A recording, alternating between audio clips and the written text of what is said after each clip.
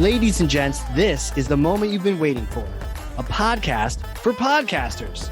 This is Creating the Greatest Show, and I'm your host, Casey Cheshire. Join me as we interview podcast hosts and investigate the ingredients of a successful interview podcast. We'll talk mistakes, earned skills, powerful questions, and more. This show is sponsored by Ringmaster, completely done for you B2B podcast production. All right, we're doing it. My goodness, we're doing it. We got the camera going. We got the microphones on. We are ready to rock this thing. I'm excited. I can't wait to introduce you to my guest today. She is so cool. She is a serial entrepreneur. Now, I say that about many of the guests because I get a chance to chat with entrepreneurs, but she is a serious serial entrepreneur. Founded and led over 7 businesses across 5 industries in the last 9 years. And since we've last chatted, those numbers probably have all increased by at least 3 or 4. Author of The Honey Trap Marketing, host of the Grow My Podcast show, co-founder and CEO of Capsho, Deirdre Tshien, welcome to the show. Thanks so much for having me, Casey. And I have, I've changed my ways. I have not launched any new businesses because I'm all about focus. Oh, I love it. Yeah. It's all Oh about my focus. gosh. Yeah. And when we focus our efforts, man, I can't wait to hear Oh, about that because that's like a laser beam, yes. Sunlight, you can get a sunburn, but laser beams, man, those things cut through Oh, anything. So I can't wait to hear about yeah. this. And focused. I will have to talk after about focus. That's a rare commodity. I love that. So I want to just pass this thing off to you. I want to learn about podcasting. I want to learn about the techniques and the things that you've been working on. So Deirdre, pull back the curtain for us on your show and experience and share your most important strategy for a great podcast. Oh gosh, this is a tough question for me, Casey, as you know, because there's so many things I want to share with everyone. Yeah. Uh, so I'll just tell you a little bit about the background, how I got into podcasting, because I think that'll hopefully be useful. I launched my first podcast almost 3 years ago now. And I did that because I had a coaching business. At the time, I was working on a digital marketing agency business. COVID hit and we had to transition online. The way that we decided to transition online was to actually have a coaching business where we were helping e-commerce businesses with their digital marketing. And so a mentor told me, well, if you're going to do this and if you want to become known as an expert in your niche, you have to start publishing. You have to start finding your voice and getting your message out there. And, we figured that the best way to do that was through podcasting. And so I had no idea what I was doing. I didn't have a microphone. I didn't know how to edit. I just figured it out. I fumbled through it all. I ended up getting something like a $53 microphone on Amazon. I ended up, if I made a mistake while recording, because I didn't know how to edit, I would actually stop and then I'd re-record The whole from thing. the beginning Yeah. because I didn't know how to do simple things like editing. That was how much of a newbie I was.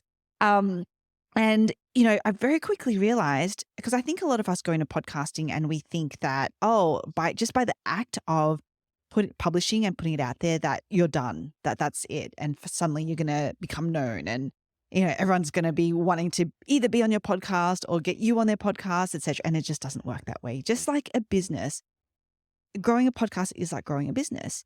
And so I had to figure this thing out. And I'm like, oh my gosh, what did I get myself into? I have to, I'm trying to grow a business and now I have to also grow a podcast. I kind of, again, like all things, we fumble our way through the thing until we figure something out. And that's how, and we can talk about the content dripping strategy in a while, but that's how I actually came across the content dripping strategy, was because just by doing it and figuring out what was working and finding ways to get my message out there, and not just get my message out there, but to get leads and then importantly to nurture those leads into a sale. That was essentially what I had to figure out. I did that. I think, 4 or 5 months in to launching that podcast, we did our first 5 figures in the coaching business. And in that first year, we did over $220,000 in that coaching business. Yeah. And so I'm excited to share some of the tips, the tricks, tools, trips, advice that I give advice on what I did, the sort of things that I did. Yeah. But to come back to your question about, what is, the advice, I think it really is we were super intentional, and this comes back to focus, the word focus that we started this episode off with. But it's being really, again, laser focused about what is the outcome that you want from your podcast. Some people, and it's fine as well if you don't know, but you have to know that you don't know, right? Because some people launch a podcast just because they heard it was a fun thing to do. And it was like, cool. If that's the case, your expectations have to be aligned to that. If it's just going to be a fun thing to do, then, and that's all it is, then you can't kind of get down on your listeners aren't growing or your list isn't building or you're not getting sales. If you have started your podcast with an intentional outcome, then everything has to align to that outcome. Everything from who is it that you're speaking to, what are you speaking to them about, and how are you intentionally actually getting them into some kind of funnel. And I talk about the show notes funnel. But that was the thing that I had to figure out, because when I started my podcast again, I didn't know what I was doing. I didn't have a clear outcome. I kind of knew that it was a way for me maybe to grow my business in some way and shape or form. But until I became really crystal clear about what that was and what that looked Yeah. like, and I built my show notes funnel off the back of it, that was when I was able to actually get leads and conversions. Yeah. And a lot of people listening to this have those branded podcasts, and many of them are using an ABM strategy to try to connect with their guests and eventually do business together. But a lot of times what I hear is, yeah, we had a great conversation. They're brilliant. We might even be BFFs now, but the Mm, business hasn't quite come. And so then that leads to almost that B2B pod fading, where we're just, we're not getting that return. And then people are questioning, what are we doing? We're spending money here. How do we get that? So what's mm. missing there? Yeah, so I feel like that's a very different strategy as well. And just so that I kind of get my head out, because I don't want to talk about the wrong thing, Casey. So what you're talking about is using a podcast to get a guest on, and you're essentially using that as a platform to sell that particular guest Mhm. into your service or your program or whatever it is. That's the strategy that you're specifically talking Well, yeah, about? some people have been doing that, where it's like that's what their focus is. Like they're intentionally trying to get guests Yeah. that way. Are you talking about getting guests or getting listeners to become audience? Yeah. Yeah, Okay. yeah, and Great. that's Yeah. so they're all different. Yeah, so they're all different strategies. And there's no kind of right or wrong. It's just what works best for your Sure. business. And in full transparency, I also did that strategy. I also tried that. I had another podcast where that was the funnel as such. It was get guests on, record an episode, and then try to get them into. Now, I can't say that I implemented it the best way, because I am not a natural um, I don't even want to say sales, and when I say sales, okay, because this is also a mindset thing for me, for Yeah. sure, is, the whole like, I was going to say I'm not a natural salesperson. Now, Right. what does that mean? It doesn't really mean anything. In the scheme of things, I think I wasn't natural at transitioning the starting point of, hey, you're a guest on my show. I wasn't a natural at actually transitioning that into, by the way, let's hop on a call and talk about this, how I can help you. Right. Not in those exact words, because that's very self-serving. So you don't want to do it that way. But, that's kind of the outcome that you're Sure. looking for. Um, I wasn't great at that. And so I know that that was 100% on me. It wasn't the strategy, right? Any strategy out there, every strategy works. All of them. They've worked before and they will always work, but it's just in what works best for you and your personality and what you want out of it. For me, I think what was blocking me and I know this is a Oh, that's massive brilliant. That's tangent like on what brilliant. we're It's like talking that's like your about. quote right there. It's amazing. But like, yeah, like for me, I think what that process made me realize was that that wasn't actually the business that I wanted to be in, or how I wanted to do my business. And what I mean by that is that, because I completely switched, it made me realize that actually I like a more of a B2C business model. Like that's actually what juices me. I like to be able to think about from a almost quote unquote mass perspective, how can I, get those listeners, and then how can I really make those listeners sticky and nurtured through a funnel, and then how do I get, those obviously that keeps, going down as a funnel does, the numbers go down, but then how do I get the people who are at the end convert? Like that's what juices me. That's what makes me really excited. And so even though I had spent a lot of time on this B2B podcast and, I got really down on myself and I was like, this thing isn't working. Great thing is I came out of that with clarity. I was like, well, that's just not the way that I personally want to do business, or that's not what juices me. And that's a great, like, learnings and clarity is we pay, I am happy to pay money to do that and time because, it's just like, even when I used to come from corporate as well, people used to always ask me, well, what's the next career step? That's always like, what do you, and I'd always be like, I don't really know, but I know what I don't want. That's And just you as know what I mean? valuable, Like, 100%. right? Yeah. Exactly. And that's what I learned from that journey of doing the B2B funnel myself, podcast funnel myself, was like, I know what I don't want to be doing. And that is worth time and money figuring out. Yeah. Sorry, I know that was a massive No, tangent. but I that's want to go back. I Yeah. understand the shift now because you are who you are and you love connecting with the guests and you found a way to not only connect with the audience and make them loyal, but then to convert them. So tell me about those things you sort of drop some hints, the show notes funnel. Tell me about how you Yeah. gathered your audience and you led them like the Pied Yes. Piper to the land of revenue. How did you do that? Yes. Cool. Okay. So I'll talk about the show notes funnel and then maybe I'll talk about the content dripping strategy because they're kind of like, one leads into the other. Yeah. So the show notes funnel is, again, let's set context. This is probably more, I mean, it can also work B2B, but not in the way that we were just talking Right. about getting a guest on. This is where, so first of all, when I think about podcasting and how we make it successful, I'm like really focused on who is the specific audience. And I know we talk about this all the time, like know your avatar and your persona, blah, blah, Yeah. blah. It sounds very cliche, but it's the reason why it's cliche is because when I didn't do this, I am massively pod faded. I was like, this is not working. I'm not only pod faded by my business. If I don't know the particular audience, the business does not work. So I'm a big, big convert preacher of know who it is you're speaking specifically to. But it doesn't just stop there because the next thing then is, and this is a bit that I think a lot of us miss. It's like, yes, we know exactly who we're speaking to. And I actually have a client, a Capshovian, who knows exactly who he's speaking to. He speaks to faith-based dads and he knows it inside out because he himself is one. Cool. But then when he goes to what he's speaking to them about, he's like, well, what do faith-based dads care about? They care about family and they care about finances and they care about faith and they care about All the fitness. They things care about everyone all else these does. Yeah. things. Yeah.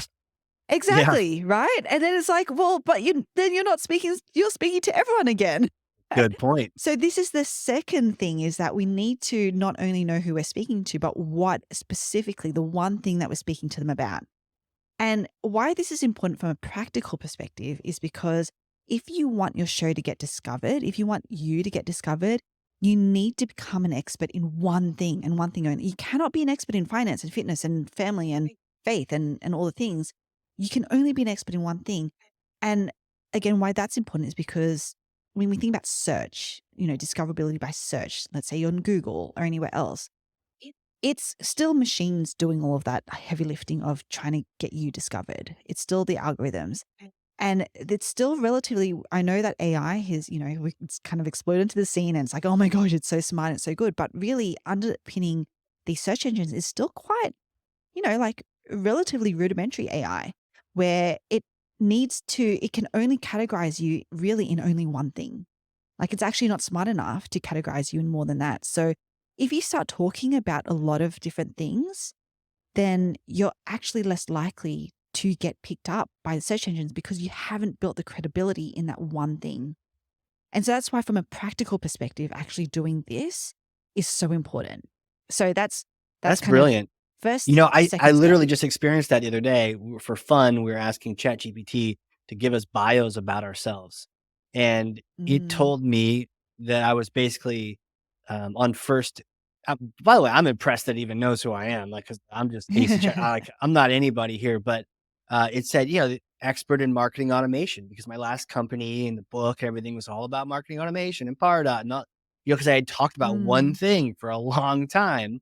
Now I'm talking about Yes, podcasting, but I need to keep talking about podcasting and make sure I keep talking about it so that I can eventually, exactly. and almost like that AI report is like a representation of the content that I have out there.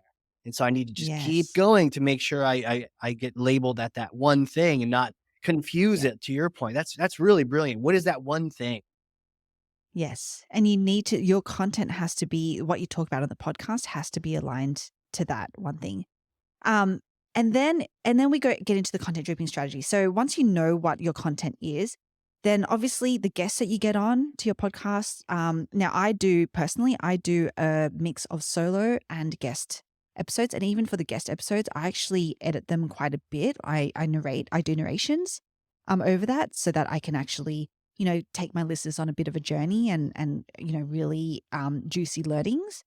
And so for me, I'm like, okay, everything that I do is aligned to, like, I only really invite guests on if I know that what it is that they're talking about can be so valuable to my audience. So again, a bit of a different strategy. It's not about getting those guests to become clients of mine. Right. I literally just get them on for the The value that they can value that your provide audience is gonna my get from audience. them. Right. Okay. Exactly, exactly. And from there, I then leverage the content dripping strategy, which is I publish an episode every week. When I publish an episode, I actually do promotional things as we do. I send an email out to my list. I post about it on social media as we all do. Now, social media is not going to be the place that you get listeners from. Mm. I just want to make that really clear. It is a place that you can get awareness. It's a place that you can remind your followers that, hey, this, something's gone live and that you actually have a podcast. You remember that I have a podcast? Remember me? But it is Yeah. exactly, but it is not the place that you're going to, look, I shouldn't say you're never going to. I have had listeners come through from social Yeah. media, but like handful, not the flood that you're going to be hoping for. Right. So Right. I want to set that expectation because, a lot of us get really down on the fact that we spend all this time on social media. So I'm happy to go into, so what I do, social media strategy, but I just want to lay the overall scene. Okay. So So it's not social. So where is the flood? Where do we find the flood? oh, okay. So yeah, let me get to that. Okay. Okay. Let Yeah, me yeah, just, yeah. there's so many things I want to talk about. This is I what I mean. agree. Okay. So first week, promote the podcast. And then what we generally find is that the podcast, we get a spike in listeners and then it kind of dies down. And so then what I do is on the second week, I actually do a blog post about the same, leveraging the content from the Got episode. it. And then I do the promotion on blog posts again, spike, and then that dies down. And then the third week, I actually do a YouTube video on that episode. And then so again, and I promote it, spike, and then it dies down. And literally, if you can see that, that means that every week you're releasing a podcast episode, you're releasing a blog post, you're releasing a YouTube video, and then you're just using the other platforms to raise awareness and to drive, traffic to these things. And the reason why this is so effective is because what I figured out and what I didn't realize, and a lot of us think about it this way, is that again, if we're really focused on what our outcome is from, say, our podcast. So for me, it was, how do I get leads, as in get discovered, but also convert? How do I actually have my podcast convert them? Right. Now, conversion looks and feels different to a lot of us. For me, when I was reading a book by Daniel Priestley called Oversubscribed, and in it he talks about the 7-hour rule, that for anyone to do business with you, they need to spend at least 7 hours with you. And that could be very well by just consuming your content, coming to getting to know, like, and trust you.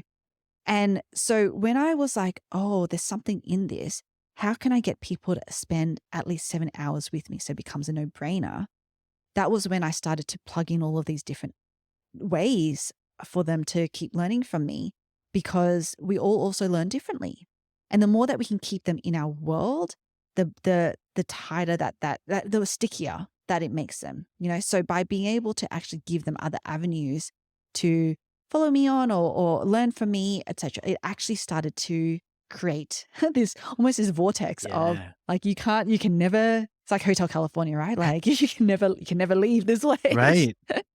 And that was when, when I was speaking to new clients, and especially in that month, in my first 5-figure month, when I asked them why it was that they decided to invest, it was so validating, because it was like, I followed you for so long, I've consumed, like you give so much value that I felt guilty for not paying you. And like, that was just, I barely had to hop on a sales call because Right. they already got so much value that it was like, the sales call was really just like, okay, just tell me how much it is, tell me exactly how it works, and then let's do it. And that is the best way to almost like not have to sell, which, going back to my experience of, not being a salesperson, like that was what was really authentic to me.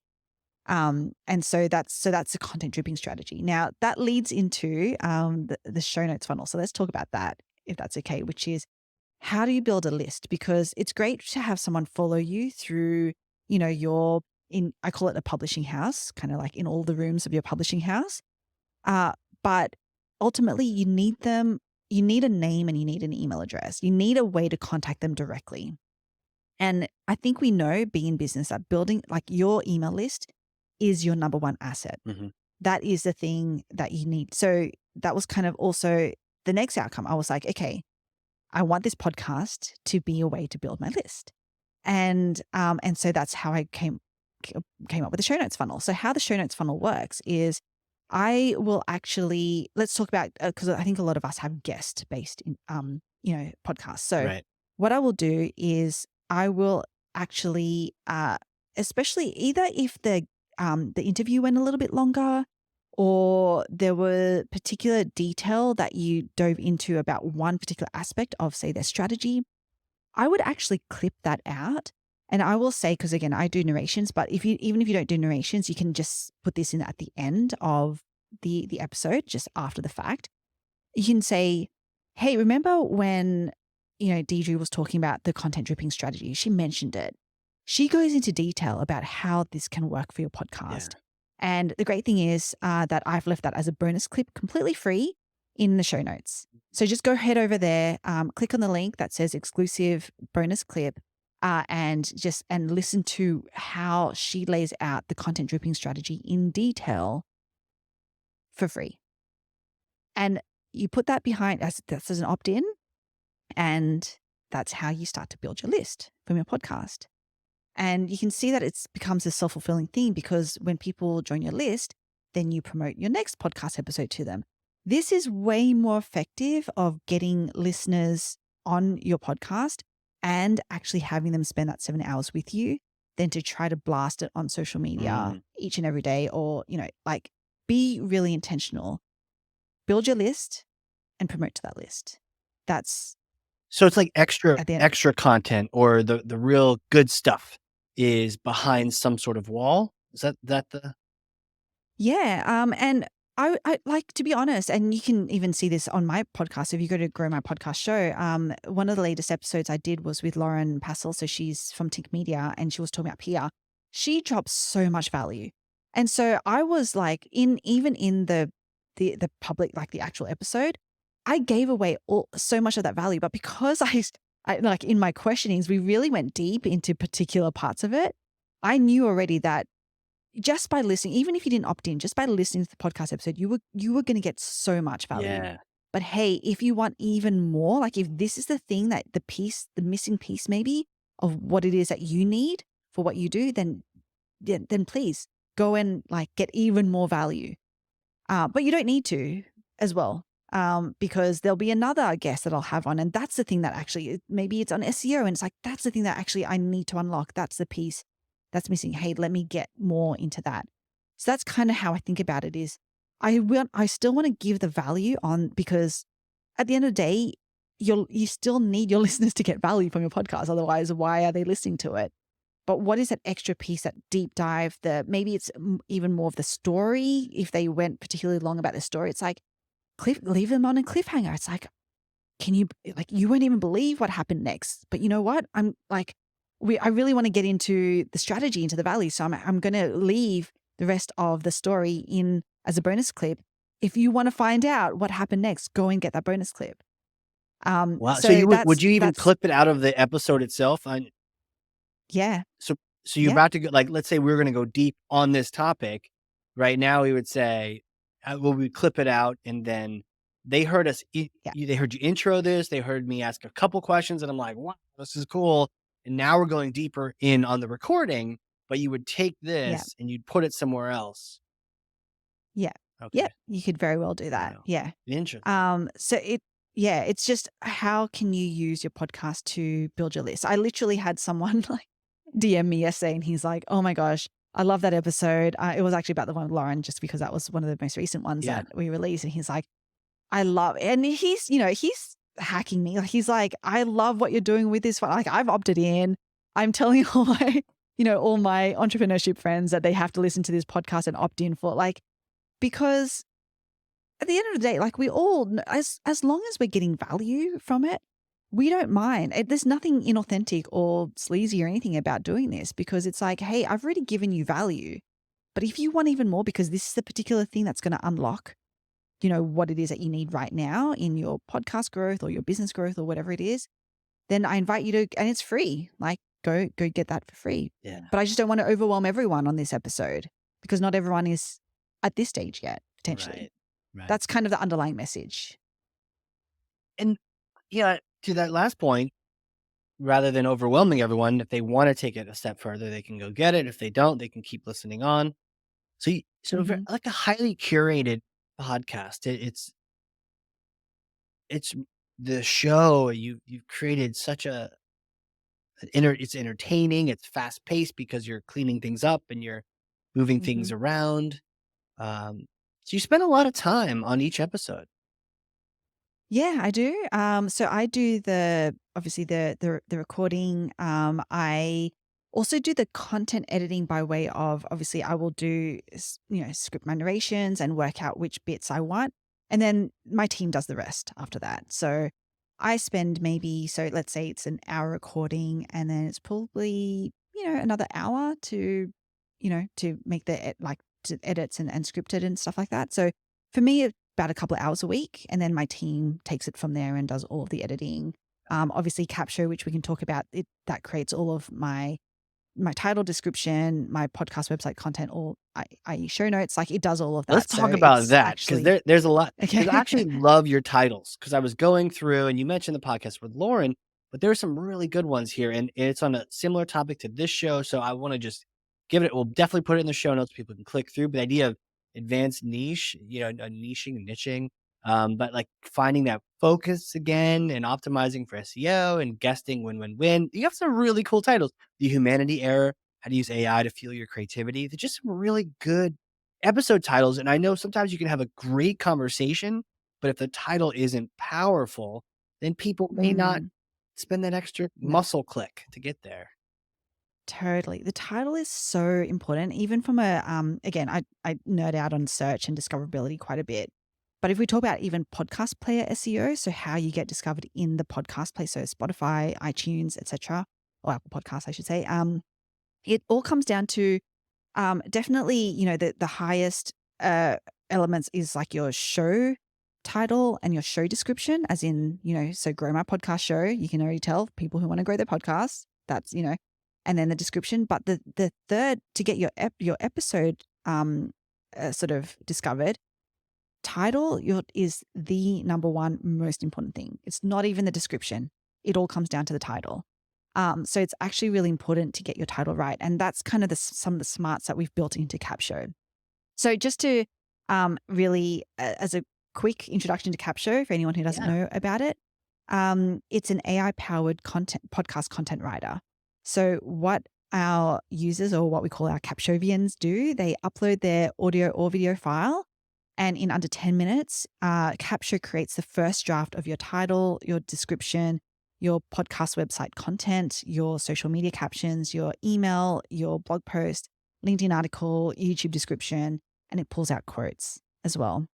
And I'm very intentional with saying first draft because, again, it's AI. So it will get you 70, 80% of the way there, but you have to be involved in the process. And when I say, like, we've built, so we're marketers. I mean, you can hopefully hear, in all of the things I'm talking about, like, we nerd out on marketing. And so we've built in a lot of really important things, like, to your point, the SEO, how titles are formed, how even the description and all the things, I've created a framework called Content Honey Traps. And those Content Honey Traps have 8 mental models that are designed to create curiosity and hook your audience in to just do the next step. And the next step might be to press play on your episode, or the next step might be to opt into your list, or whatever that is. And that's built into Capsho. So those mental models are built into Capsho. And so it's very much a tool to market. It's not just a tool to get a summary or anything else. It's like it is designed to grow your audience and grow your income, grow your list and grow your income. I've had, even as, a couple of days ago, one of our users DM'd me, and he actually sent me a screenshot of his list of his download numbers. He's just by using Capsho. Actually, this is a funny story. So he actually decided to compare one of our competitors with Capsho. So he used one of our competitors for one episode, Okay. 19 downloads. And then he used Capsho for the next episode, 1,223 downloads. Wow. Yeah, it's crazy. So what's the magic sauce in there? What kind of cool spices are you putting in? You got a little extra. It's not just pepper and salt going on here. We got some things happening. What's the Yeah, magic lots of inside of things. Capsho what are some of the things that it's thinking about when it's writing these titles? Well, you mentioned that I have a book called Honey Trap Marketing, or even you can go to Grow My Podcast Show and listen to the first 2 episodes, because I talk about the content honey traps in there. So we talk about the 8 mental models that we're thinking about. So this is how we kind of think about anything to create curiosity or hooks. That's the stuff. But, it's kind of, there's a bit of an art to combining that with actually from the SEO part of it, which is how do we be really intentional that it's, actually highlighting the topic that you're talking about. So Yeah. Capsho kind of bundles all of that and makes it really easy. It's I don't like, even when I use it, I'm like, wow, this is a piece of art. I'm like, I get pleasantly surprised as well by our own product, which is super cool. So much fun. Yeah. Okay. And so are there certain numbers of shows that you can do with a subscription to Capsho, or can you just Yeah. throw in episodes and let it just rock it? Yeah. So if you subscribe, it's each month is 4 episodes. So it gives you access to 4. You can always buy additional credits, or for anyone, we have agency clients as well, obviously, who do more than 8, more than 12. And then we have, we start to have volume-based discounting for them. But the base, public pricing is 4 episodes a month. Got it. Okay. Sick. Very cool. Yeah. Very cool. Man. So, and it's got titles, and I know we've talked about titles, but I was looking at it. There's not that this is a sales episode, but like this is exciting. So it's show notes too, and all the different things are all just sort of built Yeah. in. And then that goes back to my content dripping strategy, Yeah. what I talked about, Right. because I spoke about blog posts and YouTube videos and other piece of long form content that you can help nurture your audience through. And we make it really easy because, hey, Capsho creates a blog post for you based on your episode, and it creates a YouTube description. So, you could very well, Casey, just slap this video up on YouTube, use Capsho's YouTube description, and you're good to go. Like, that's how simple it is. That's how simple we make it. So it's anchored. Capsho, what's anchoring it is all of, our content dripping strategy, like what we figured out, content honey traps, creating curiosity, and all of the discoverability, sort like secrets that we kind of uncovered. That's all built into Capsho. Okay, this is brilliant. So I would love to make something meta happen right now. Can we talk about content honey traps, and almost as if we haven't talked about them before, but that first surface level, and then wherever you think you would cut it, let's say that out loud that we're cutting it, and then what we'll do is we'll link to the content honey trap, whatever part would be your normal next step link. We can link to that in our show notes. Oh, okay. So you want me to kind of promote content honey traps in a way, or Yes. Well, like promote okay. / teach us that first part, and then we'll just say, like, clap your hands. We're like, okay, this is where, we won't cut Okay. that part out because we want to hear this is where you would normally cut it off. But then in the show notes, Yeah. we'll still link to that thing so people can Okay. go experience the entire process. Yeah. Okay, cool. So content honey traps are designed to be short. So I'll just, so this is going to be pretty short. Cool. But if you want to know the one secret to how I was able to go from $0 to over $220,000 in 1 year in my coaching business, then you have to check out content honey traps. So if we stop there, and then whatever the call to action is, so content, we'll link that in the show notes. Interesting. So in my mind, I thought you were going to be teaching it, but actually what you do is you kind of promote, you kind of like put this It's a teaser out and hook. promote it, and then you cut it. So Exactly. do you not like even share a little bit about what it is beforehand, or you just literally cut it there? You can.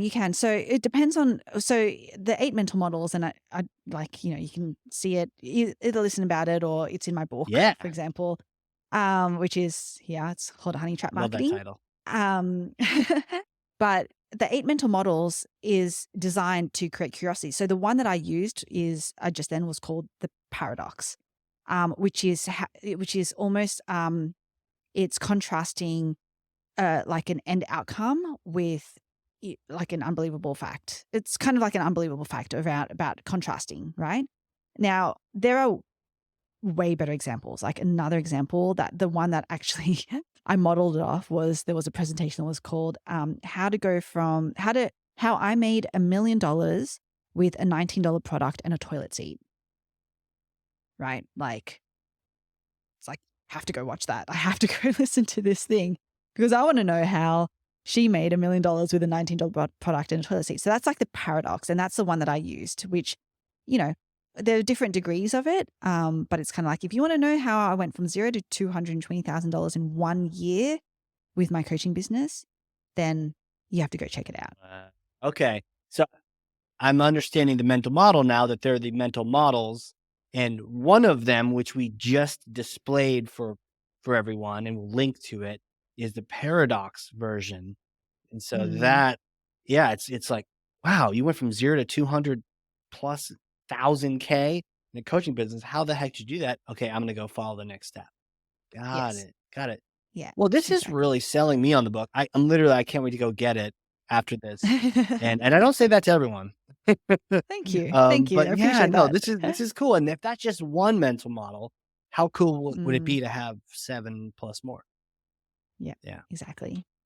Super cool. Where can people get in touch with you? They want to get more information on this. They want to just follow up with you, tell you how awesome the show was, all the things, and also more information. Where do they go to sign up for Capsho and all these things? Yes. So so I start from the end. So capsho.com, capsho.com. You can sign up for a free trial. And it's super easy. Get in, try it with an episode of yours. And see what happens. It's really cool. And it is designed to be customizable and flexible. Cool. So you can actually build your own version of a description or a blog post or whatever it is. And it will still, work for you, which is so cool. So that's capsho.com. If you want to reach out to me personally, I am most active on Facebook or LinkedIn. Probably LinkedIn is the best. And so just mention that you heard me on Casey's podcast, and love to have a chat about what you learned and how I can help you even more. So cool. I feel like I've learned so much, but also I've learned so much about how to point into the next things I want to learn. And honestly, just even doing this interview, I am in the honeypot right now, just being like, I need to go get more. Like, that was nice. I got to get more. So I can't wait to go get the book, do a demo or a trial of Capsho, and do all those things. So thank you so much for coming on here, hanging out with me, teaching me a few things, dealing with my crazy questions, and just helping me see the light. Yeah, it was my privilege. Thank you so much for having me on. Absolutely. And for those listening, if you learned something, and I freaking know you did, because I literally have 2 pages of notes over here, front and back, then share this with someone. Be a thought leader. 1 person, 3 people, 9,000 people, whatever. Just get good information in other people's hands, and do check out those links. They'll be in the show notes. And man, Deirdre, thank you so much again. Yes, thanks for having me. All right, everyone. This has been another exciting episode of Creating the Greatest Show. We will see you all next time. And next time doesn't have to be next week. Life's too short, and we have way too much to talk about. Find show notes full of takeaways, lessons, and links at creatingthegreatestshow.com. For more information on launching your own podcast or working with us to produce your existing show, come on down to the big tent at ringmaster.com. Until then, friends, whatever you do, do it with all your might. Work at it, if necessary, early and late, in season and out of season, not leaving a stone unturned and never deferring for a single hour that which can be done just as well now. P.T. Barnum.